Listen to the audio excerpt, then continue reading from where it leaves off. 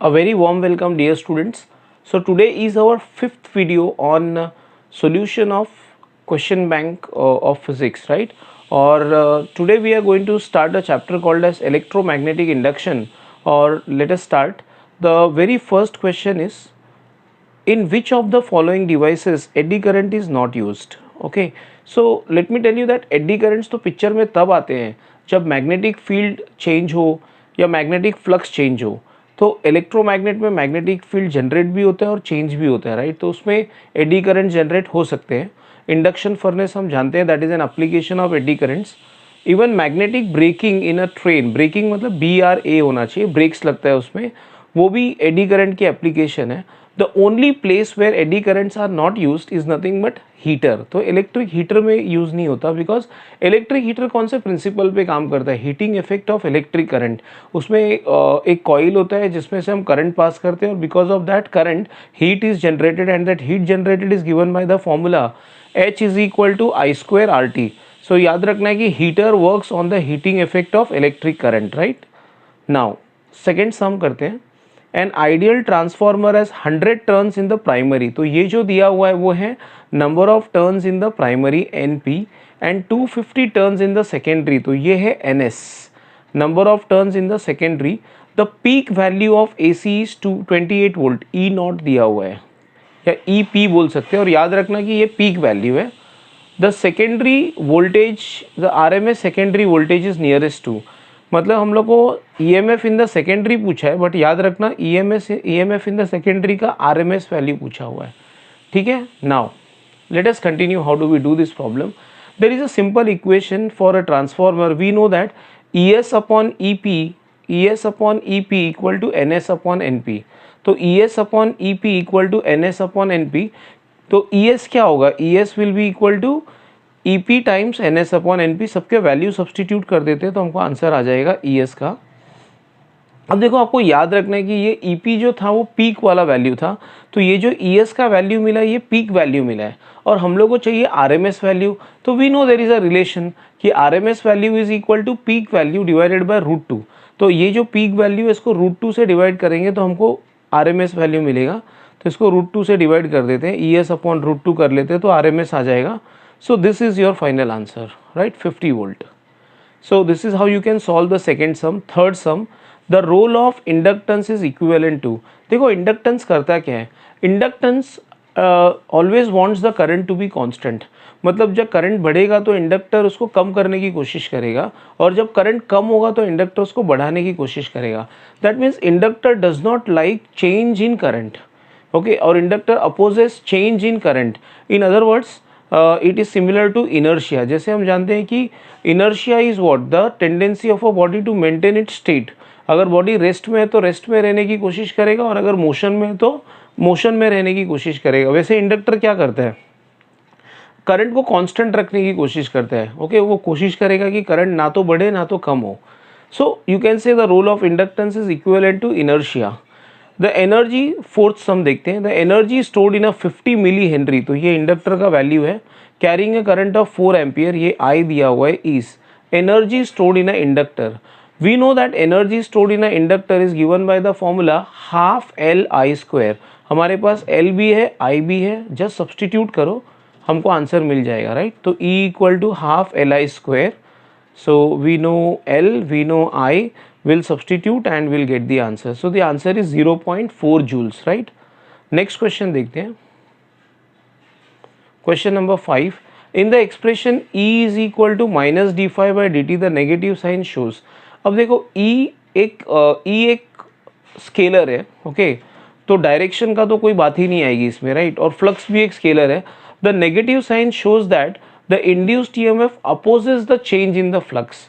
Okay, by Lenz's law we know that the induced EMF opposes the change in the flux. तो इसका तो direct answer B है. Sixth one, two pure inductors each of self inductance L. मतलब दोनों का self inductance L है और series में कनेक्ट किया है, तो what is the net self inductance?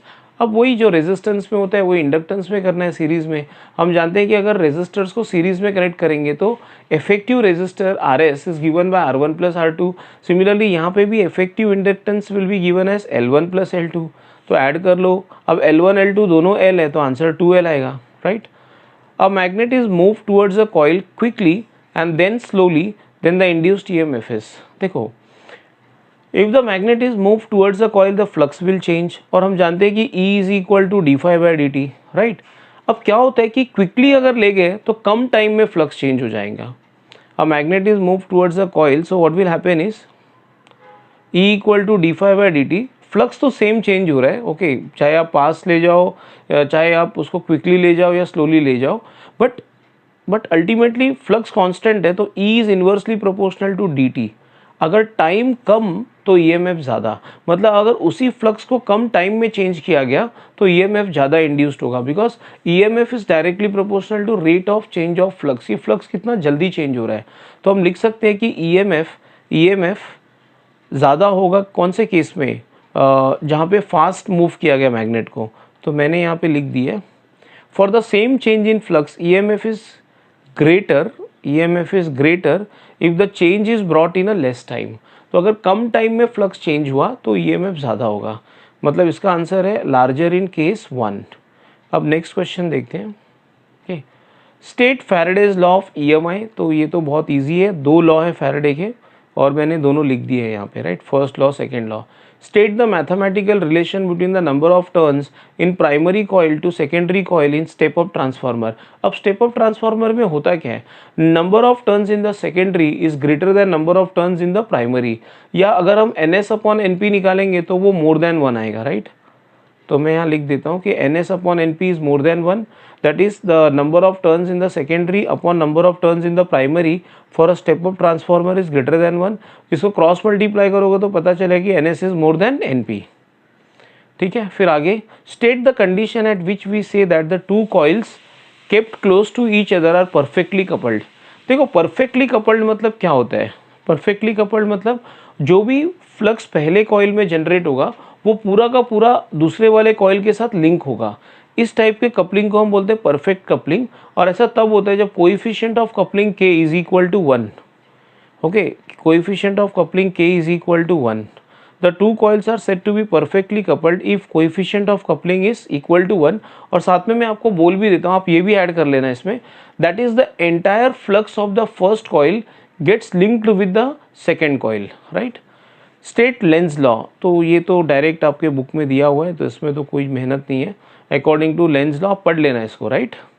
और मैं इसका PDF भी डाल दूंगा, डोंट वरी. और मैं सारे चैप्टर्स के PDF डिस्क्रिप्शन बॉक्स में डाल दूंगा, आप देख लेना, वहाँ से डाउनलोड कर लेना. Next, a pair of adjacent coil has a mutual inductance 1.5. तो हमको कैपिटल M दिया हुआ है.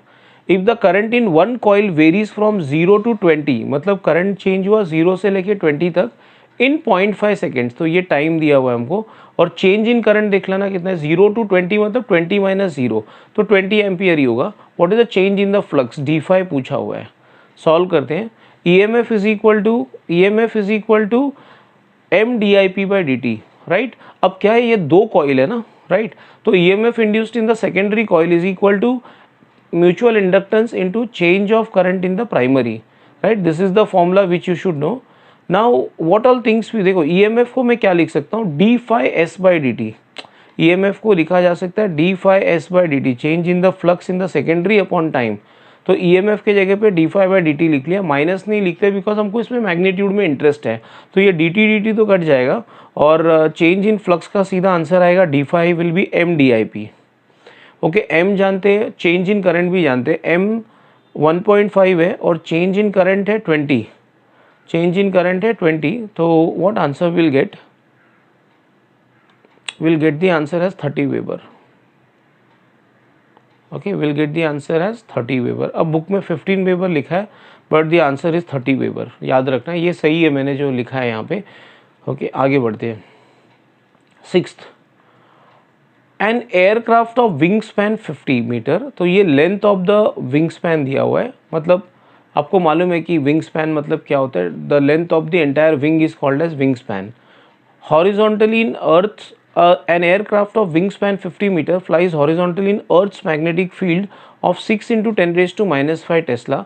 अब याद रखना ये थोड़ा करेक्शन है, गवर्नमेंट बुक में ऐसे लिखना चाहिए था कि, या क्वेश्चन बैंक में ऐसे लिखना चाहिए था कि vertical component of earth's magnetic field BV, क्योंकि जब प्लेन चलेगी हॉरिजॉन्टली तो it will cut lines of BV at right angles. Okay, तो ये बीवी लिखना चाहिए था एट अ स्पीड ऑफ 400, तो ये वी दिया हुआ है।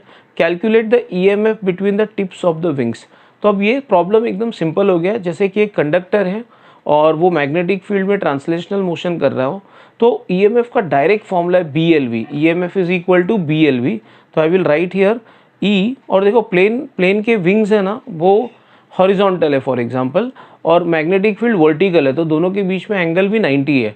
अदरवाइज एक्चुअल फॉर्मूला ईएमएफ का क्या है, BLV sine theta, but in your case theta is equal to 90 degrees, right. इसलिए हमारे केस में ईएमएफ का फॉर्मूला डायरेक्टली आएगा BVLV, साइन थीटा नहीं आएगा, राइट, थीटा 90 है, तो ईएमएफ का डायरेक्ट फॉर्मूला है BLV।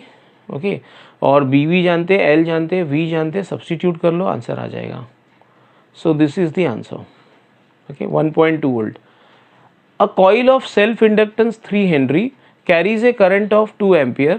What is the energy stored? ये तो बहुत डायरेक्ट क्वेश्चन है, L दिया है, I दिया है, एनर्जी पूछा है, तो डायरेक्ट क्वेश्चन है। E is equal to half LI square. L जानते हैं, I जानते हैं, सब्सटीट्यूट कर लेंगे तो आंसर आ जाएगा, right. So this is very easy question. अब हम लोग नेक्स्ट क्वेश्चन की तरफ चलते हैं। Why and where are eddy currents undesirable? How are they minimized? तो देखो इसका क्वेश्चन मुझे बुक में तो कहीं दिखा नहीं, तो मैंने लिखा हुआ है, आप पढ़ लेना। अनडिजायरेबल क्यों होता है? Because they generate lot of heat in Motors and armature of Motors, transformers, ये सब में बहुत ज़्यादा हीट जनरेट होता है बिकॉज ऑफ एडी करंट्स। तो मैंने लिखा है यहाँ पे, आप पढ़ लेना इसको। हाउ आर दे मिनिमाइज्ड, हाँ ये हमारे गवर्नमेंट बुक में लिखा था तो मैंने वहाँ से ले लिया, ठीक है। They can be minimized by discontinuity in the structure of conductor plate, और गवर्नमेंट बुक में काफ़ी अच्छे से एक्सप्लेन किया है कि ऐसा क्यों होना, कैसे मिनिमाइज किया जाता है। अब अगला question, define self inductance mutual inductance, जिसके मैंने दो डेफिनेशन लिखे हैं, आपको कोई भी एक लिखना है। ओके, देखो ये यहाँ से यहाँ तक एक डेफिनेशन है और ये भी एक डेफिनेशन है। The magnetic flux per unit current in the circuit is defined as self inductance, right. और एक क्वेश्चन था वहाँ पे, उसका भी आंसर देख लेते हैं। क्वेश्चन था, explain why the inductance of the two coils connected in parallel is less than inductance of either coil, less than inductance of either coil, ठीक है। तो देखते हैं। अब देखो पैरेलल में क्या होगा, if L1 and L2 are the self inductance of the two coils, okay, then you can say L parallel will be equal to what, 1 upon formula होगा 1 upon L parallel is equal to 1 upon L1 plus 1 upon L2। तो अगर इसको solve करोगे तो L parallel will be equal to L1 L2 upon L1 plus L2, ठीक है। अब हम जानते हैं, पहले से ही हमने पढ़ा हुआ है कि अगर हम इसका आंसर निकालेंगे तो it will be less than L1 as well as less than L2, because हम रेजिस्टेंस इन पैरेलल पढ़ चुके हैं और हम जानते हैं कि when resistors are connected in parallel then the effective answer is less than either of the resistors.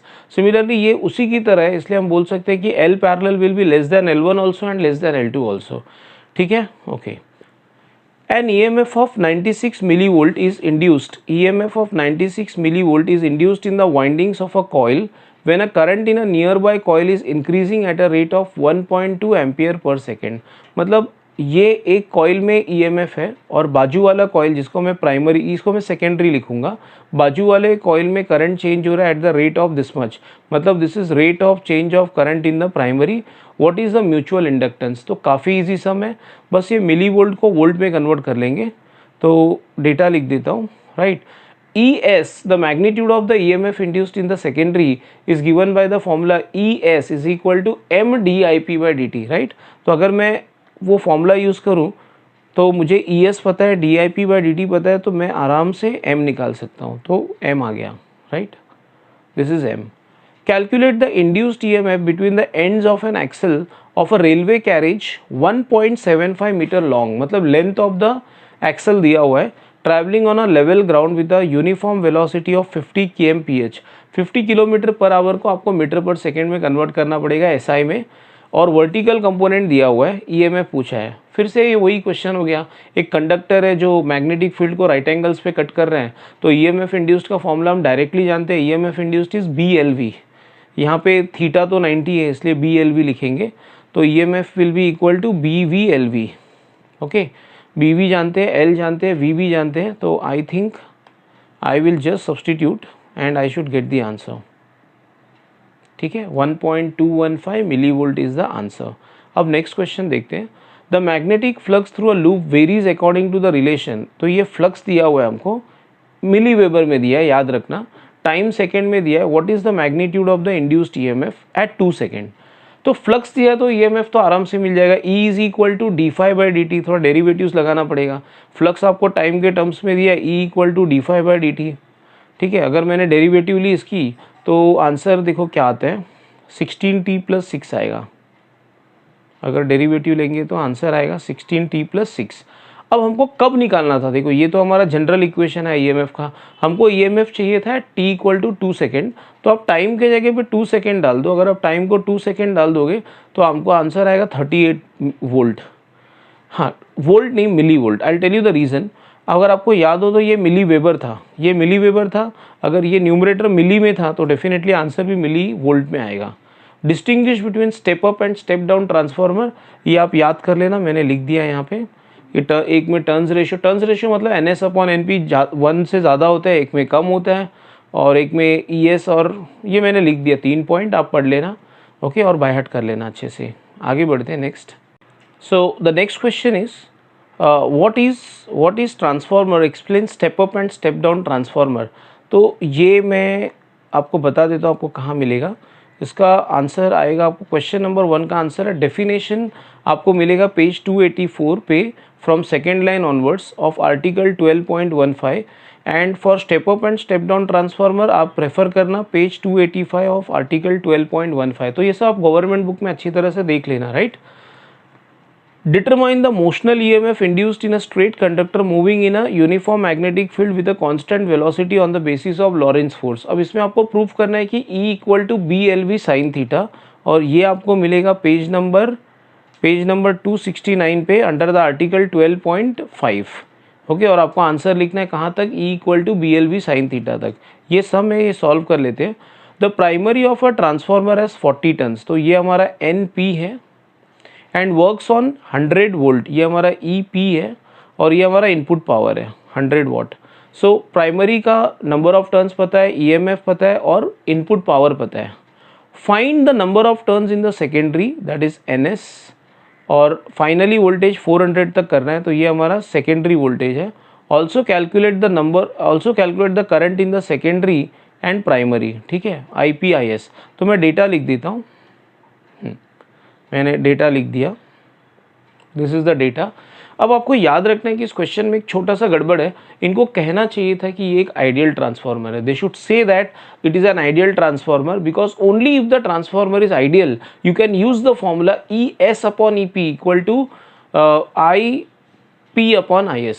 मतलब E is inversely proportional to I, but only for an ideal transformer. खैर अब मान के करो और क्या करेंगे, राइट। तो देखते हैं कैसे सॉल्व करेंगे। हमको 1 2 3 चीज़ फाइंड आउट करना है। तो मेरे ख्याल से पहले पावर वाला फॉर्मूला यूज़ कर लेते हैं और IP निकाल लेते हैं। हम जानते हैं कि input power is nothing but input voltage into input current, right. अच्छा, हम NS भी निकाल सकते हैं, तो मैंने पहले NS निकाला है। ES/EP इक्वल टू NS/NP, इससे हमको NS मिल जाएगा। ठीक है, फिर पावर वाला फॉर्मूला यूज़ करेंगे, power input equal to EP/IP, तो इससे P इनपुट पता है, EP पता है, तो IP मिल जाएगा, IP मिल गया। फिर आइडियल ट्रांसफार्मर के लिए हम क्या फॉर्मूला यूज़ कर सकते हैं, ES/EP इक्वल टू IP/IS, उल्टा ES/EP इक्वल टू IP/IS, इससे हम लोग को IS निकल आएगा। ठीक है, तो this is how we can solve the entire sum. Okay, अब हम लोग फोर्थ सम सॉल्व करते हैं, नेक्स्ट पेज पे करेंगे fourth sum. So let's move on to the next page. Fourth sum, आपको क्वेश्चन पढ़ के रखना पड़ेगा फोर्थ सम का, क्योंकि क्वेश्चन नहीं है वहाँ पे। The primary and secondary coil of a transformer each have inductance, मतलब L1 और L2, मतलब inductance of the primary as well as secondary, L1 L2 दोनों इक्वल टू 200 × 10⁻⁻⁻⁻⁻⁻⁻⁻⁻ 10⁻⁶ है। L1 L2 दोनों इक्वल है और 10⁻⁶ है। म्यूचुअल इंडक्टेंस दिया हुआ है। Okay, what percentage of the flux from one coil reaches the other? Definitely, how will you find out? The fraction हम जानते हैं, देखो fraction of flux reaching the other coil is called as M, coefficient, sorry K मतलब coefficient of coupling। अब वो fraction होता है, आपको परसेंटेज चाहिए तो 100 से मल्टीप्लाई कर लो। मतलब K क्या बताता है कि कितना fraction of flux reaches the secondary, लेकिन आपको परसेंटेज में चाहिए आंसर तो आप 100 से मल्टीप्लाई कर लेना। तो लेट अस सी, पहले डेटा लिख देता हूँ। L1 L2 पता है, M पता है, L1 L2 पता है और M भी पता है, K। तो M is equal to K root L1 L2, ये तो सब लोगों को पता होगा formula. M is equal to K root L1 L2, तो K is equal to M by root of L1 into L1 ही लिखूंगा, मतलब L2 के जगह पे L1 ही लिखूंगा क्योंकि L1 L2 इक्वल है। ठीक है, तो now you will gate M upon L1, correct. अब K मिल जाएगा 4/200। This is nothing but the fraction of current ना, हमको चाहिए था परसेंटेज ऑफ करंट। तो परसेंटेज के लिए आप क्या करो, sorry fraction of flux reaching the other coil, और हमको चाहिए percentage of flux reaching the other coil. तो बस इसको 100 से मल्टीप्लाई कर लो, आपको आंसर मिल जाएगा, राइट। सो परसेंटेज के लिए 100 से मल्टीप्लाई कर लो, you will get the answer. Now let us move on to the fifth one. Obtain an expression for self inductance of a solenoid, मतलब L का फॉर्मूला निकालना है तो आपको डायरेक्टली मिल जाएगा page number 279 under the heading inductance of a solenoid. Sixth one, a plane of coil of 10 turns, तो ये N दिया हुआ है, मैं इसको NS लिख लेता हूँ। Is tightly wound around a solenoid of diameter 2 centimetre, तो diameter 2 centimetre, 400 turns per centimetre, तो इसको मैं NS लिख लेता हूँ, NP। The relative permeability of the core is 800 mu r, okay, calculate the inductance of the solenoid M। तो reality में क्या होता है, देखो इसमें दो है कॉइल्स हैं, एक तो अंदर की तरफ है जिसको मैं बुलाऊंगा प्राइमरी, और एक शायद इसके ऊपर वाउंड किया हुआ है, एक और है ऐसे, ठीक है। तो दोनों के बीच में इंडक्टेंस निकालना है, मतलब हमको म्यूचुअल इंडक्टेंस निकालना है, ठीक है। तो ये जो बाहर वाला है ना, ओके, उसको मैं मान लूँगा NS सेकेंडरी, और अंदर वाले को मान लूँगा प्राइमरी। तो अगर मैं डेटा लिखूँ तो कुछ ऐसे आएगा डेटा, देखो number of turns of the secondary is 10, number of turns in the primary per unit length, याद रखना ये देखो number of turns per unit length दिया हुआ है 400 पर सेंटीमीटर, जिसको मैंने मीटर में कन्वर्ट कर लिया। म्यू आर दिया, वो रिलेटिव परमिएबिलिटी दिया हुआ है। Area of the primary can be found like this, देखो ये रेडियस दिया है प्राइमरी का, तो area is pi r square, sorry ये रेडियस नहीं था, ये डायमीटर था। डायमीटर अगर 2 सेंटीमीटर तो रेडियस 1 सेंटीमीटर। इस तरह से मैंने एरिया फाइंड कर लिया पाई आर स्क्वायर यूज़ करके। अब म्यूचुअल इंडक्टेंस का तो डायरेक्ट फॉर्मूला है म्यू आर म्यू नॉट, बराबर है mu r mu naught NP/NS AL। देखते हैं, mu naught mu R NP/NS AP/L। देखो अगर आप छोटा NS NP लिखते तो यहाँ पे L ऊपर आता, अगर बड़ा NS NP लिखोगे तो L नीचे आएगा। बस याद रखना ये ऐसे फॉर्मूला है, राइट। म्यूचुअल इंडक्टेंस का बुक में भी है हमारे फॉर्मूला ये, बस अब सारे वैल्यूज़ तो पता है हमको, बस सब्स्टिट्यूट तो करना है। और NP/L देखो डायरेक्टली दिया हुआ है, NP/L का वैल्यू यहाँ पे डायरेक्टली दिया हुआ था, बस सब्स्टिट्यूट कर लो आंसर आ जाएगा, ठीक है। उसके बाद में नेक्स्ट इज, तो ये आंसर है करेक्ट। अब लॉन्ग आंसर्स क्वेश्चंस देखते हैं। Find N expression for power expanded in pulling a conducting loop out of a magnetic field. तो इसका आंसर आपको मिल जाएगा आर्टिकल 12.9 पेज 276, और आपको प्रूफ करना है कि P is equal to B² L² V²/R। Second, using ampere's law obtain an expression for magnetic induction near a current carrying straight infinitely long wire. अब रियलिटी में ये तो magnetic effect fields of electric current का question है, इसलिए मैंने solve कर दिया इसको, क्योंकि मुझे इसका सोल्यूशन मिला नहीं वहाँ पे। Consider a infinitely long straight conductor, तो एक स्ट्रेट कंडक्टर कंसिडर कर लेते हैं, करंट कैरिंग कंडक्टर, एक पॉइंट कंसिडर कर लेते हैं, और इस पॉइंट पे हमको मैग्नेटिक फील्ड ढूंढना है, राइट। अब कंडक्टर के अगल बगल में मैग्नेटिक फील्ड सर्क्यूलर होता है, मैं बना देता हूँ, ओके। तो कंडक्टर के आजू बाजू में मैग्नेटिक फील्ड कुछ ऐसा होगा, सर्क्यूलर मतलब ऐसा होगा मैग्नेटिक फील्ड, मैं दिखा देता हूँ आपको। देखो ये मैग्नेटिक फील्ड है ना, ऐसे होगा सर्क्यूलर, तो इस पॉइंट पे magnetic field tangential magnetic induction सब जगह इस सर्कल को टेंजेंशियल होगा।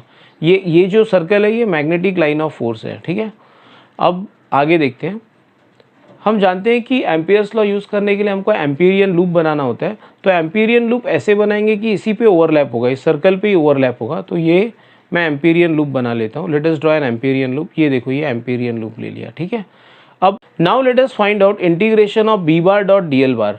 तो अगर हम लोग integration of B bar dot D L bar निकालेंगे इस लूप पे, तो इस लूप पे अगर मैं कोई भी एलिमेंट लूँ, for example D L bar, तो वो बी बार के साथ पैरेलल होगा। मतलब बी बार और डी एल बार के बीच में एंगल इस लूप पे हर बार 0 होगा, तो cos 0 1 आ जाएगा। Not only that, be constant है क्योंकि इस लूप का हर एक जो पॉइंट है वो कंडक्टर से इक्वल डिस्टेंस पे है। तो the strength of the magnetic field will be constant at all the points on the loop. तो एक तो बी कांस्टेंट है और थीटा 0 है। तो देखो ये डी एल बार भी मैंने ड्रॉ किया हुआ है यहाँ पे। तो बी कांस्टेंट है और थीटा 0 है, तो बी बाहर चलाएगा और अंदर सिर्फ बचेगा डी एल, ठीक है। तो डी एल कॉस 0। अब डी एल मतलब क्या, अगर आप सारे डी एल्स को ऐड करोगे इस लूप पे तो आपको सरकमफरेंस मिल जाएगा, दैट इज़ 2 पाई आर। आपको लूप का सरकमफरेंस मिलेगा, दैट इज़ 2 पाई आर। तो बी इंटू 2 पाई आर, ये फर्स्ट है, फर्स्ट इक्वेशन। सो हमने क्या निकाल लिया, एम्पियर्स लॉ का लेफ्ट हैंड साइड निकाल लिया। आपको पता है ना एम्पियर्स लॉ का लेफ्ट हैंड साइड है integration of B bar dot D L bar. अब क्या करेंगे देखो, now what we will be doing is we will use Ampere's law. Ampere's law is integration of b bar dot dl bar is equal to mu naught times current enclosed. अब ये हम लोग ने निकाल लिया था, इसको सब्सटीट्यूट कर देते हैं, बस सब्सटीट्यूट कर दो, b मिल जाएगा। This is the final answer. Okay, last question क्या था मालूम है, उन्होंने पूछा था ट्रांसफार्मर के बारे में। तो आपको लिखना है आर्टिकल वर्किंग ऑफ ट्रांसफार्मर, तो आपको लिखना है आर्टिकल 12.5 ऑन पेज 284, ठीक है। Article 12.5 on page 284। सो इसी के साथ हमारा इलेक्ट्रोमैग्नेटिक इंडक्शन खत्म हो गया। ये हमारा 5 वीडियोस खत्म हो गए क्वेश्चन बैंक के। So thanks for watching the video and do share the video with your friends and subscribe the channel. Thank you.